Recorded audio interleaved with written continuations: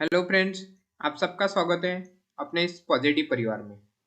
आज के वीडियो में हम काय स्क्वायर न्यूमेरिकल सॉल्व कैसे करना है इसके बारे में डिस्कस करने वाले हैं। फ्रेंड, क्वेश्चन जुलाई 2022 और जनवरी 2022 में आया हुआ असाइनमेंट क्वेश्चन है। तो फ्रेंड चलो देखते हैं इस न्यूमेरिकल को सॉल्व कैसे करना है। इस न्यूमेरिकल को हमें 4 स्टेप में सॉल्व करना है। तो स्टेप 1 है टेबल ऑफ ऑब्जर्व्ड वैल्यू। तो ऑब्जर्व वैल्यू मतलब आपका जो भी टेबल गिवन है ना, वो आपको एज इट इज लिख देना है। सिर्फ उसमें आपको एक चेंज करना है कि टोटलिंग का एक कॉलम ऐड करना है। जैसे देखो यहाँ पे आपको एडिशन करनी है, सिंपल एडिशन करनी है। जैसे देखो अभी इस वर्टिकल कॉलम की एडिशन करनी है। 23 प्लस 12 कितना होता है? 35। उसके बाद नेक्स्ट कॉलम है 22 प्लस 18 40। इनके आपको एडिशन करनी है। उसके बाद देखो 23 प्लस 22 45 होता है। उसके बाद 12 प्लस 18 30 होते हैं। ठीक है, तो फ्रेंड ये जो टोटल आई है ना 35 और ये 40, इनको आपको एडिशन करना है। तो 35 प्लस 40 कितना होता है? 75। उसके बाद ये टोटल आया ना वर्टिकल, उसकी भी आपको एडिशन करनी है। 45 प्लस 30 75। तो यहाँ पे आप देखो कि दोनों की टोटल सेम आ रही है। तो इन दोनों की एडिशन जब सेम आती है ना, तो समझ लेना कि आपका आंसर करेक्ट है। ऐसे आपको क्रॉस चेकिंग करनी है। स्टेप 2 में हमें क्या करना है? Table of expected value. तो टेबल ऑफ एक्सपेक्टेड वैल्यू हमें कैसे कैलकुलेट करना है? जैसे फ्रेंड यहाँ पे देखो फर्स्ट टोटल कितनी है? 45 है। तो 45 को आपको मल्टीप्लिकेशन करना होगा 35 से और डिवाइडेड बाय 75। तो यहाँ पे हमने किया है semi 45 into 35 divide by 75 is equal to 1.1575 divide by 75 is equal to 21। तो इसलिए यहाँ पे 21 लिख दिया है। वैसे आपको सेम करना है 45 इंटू 40 डिवाइडेड बाय 75।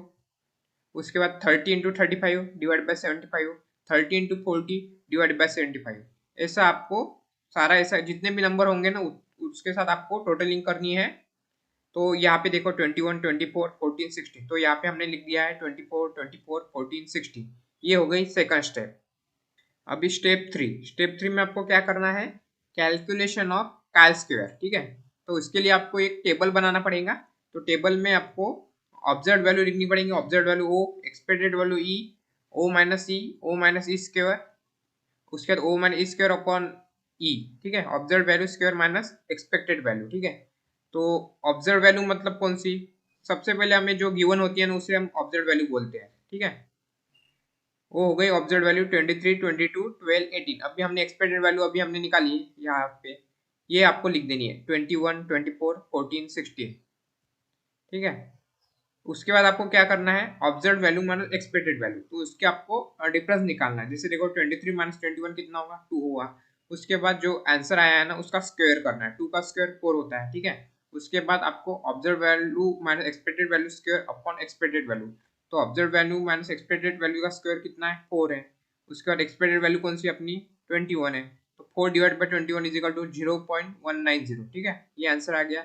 वैसा ही आपको सारे नंबर का ऐसे ही करना है। जैसे देखो 4 divided by 24 0.166, 4 divide by 14 is equal to 0.285, 4 divided by 16 0.25। ठीक है, तो इसकी आपको अभी एडिशन करनी है।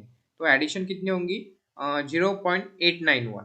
ठीक है, ये हो गई थर्ड स्टेप। अभी फोर्थ स्टेप में क्या करना है? Testing null hypothesis.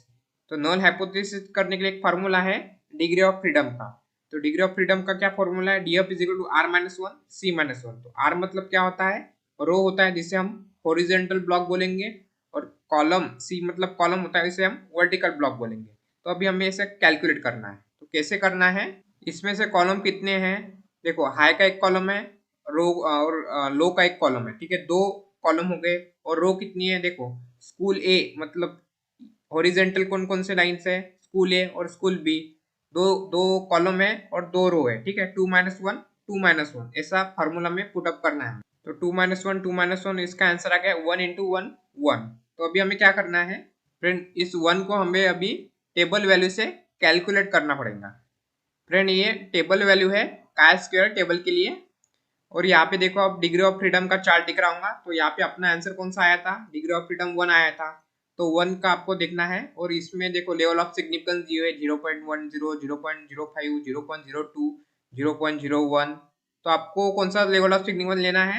आपको फ्रेंड 0.05 और उसके साथ 0.01 का आपको लेवल ऑफ सिग्निफिकेंस लेना है। तो हमारा आंसर 1 आया। तो 1 के लाइन में कौन कौन सा आ रहा है 3.841 0.5 का, और 0.01 का आता है 6.635। ऐसा आपको लेना है। यहाँ पे अपना आंसर 1 आया इसलिए हमने 1 वाला लिया। अगर आपका आंसर 4 आता तो कौन से लेते आप 9.488 लेते, और दूसरा लेते 13.277। ठीक है, जो भी नंबर आता है ना उसके पैरेलल वाला आपको लेवल ऑफ सिग्निफिकेंस लेना है 0.5 और 0.1 के लिए। फ्रेंड अगर आपको ये टेबल वैल्यू चाहिए होगा ना तो इसकी पीडीएफ मैंने टेलीग्राम ग्रुप में अपलोड कर दी है। एग्जाम में आपको ये साथ लेके जाना है। ठीक है, एग्जाम में अलाउ होता है तो आप इसे साथ लेके जा सकते हो। टेबल वैल्यू को हम क्रिटिकल वैल्यू भी बोलते हैं। तो इसका आया था 3.841 एट 0.5 लेवल ऑफ सिग्निफिकेंस, और टेबल वैल्यू का square 6.635 at 0.01 level of significance. अभी हमें इसे इंटरप्रेट करना है। तो table value is equal to critical value. जो हमने टेबल वैल्यू निकाली ना उसका आंसर कितना है 3.841 और 6.635। और कैलकुलेट वैल्यू, जो कैलकुलेट वैल्यू मतलब हमने अभी कैलकुलेट की थी ये वैल्यू 0.891। तो 0.891 ये वैल्यू जो हमने टेबल वैल्यू निकाली उससे कैसी है, छोटी है ना, और टेबल वैल्यू बड़ी है। और फ्रेंड हमें ऐसा ध्यान में रखना चाहिए कि जब भी टेबल वैल्यू बड़ी रहती है कैलकुलेट वैल्यू से तो null hypothesis cannot be rejected होता है। ये हमेशा आपको ध्यान रखना है। सपोज फ्रेंड अगर आपकी कैलकुलेट वैल्यू का नंबर अगर 15 रहता 15.891 तो टेबल वैल्यू से बड़ी रहती। तो ऐसे सिचुएशन में हम क्या लिखते हैं, तो यहाँ पे मैंने नोट बताया है।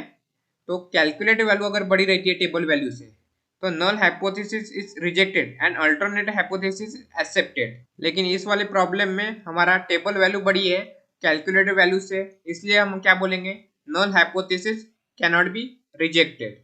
ये दोनों सिचुएशन आपको याद रखना है फ्रेंड, और ऐसे ही फॉर्मेट में आपको लिखना है। एग्जाम में भी काफी बार ये क्वेश्चन रिपीट होता है।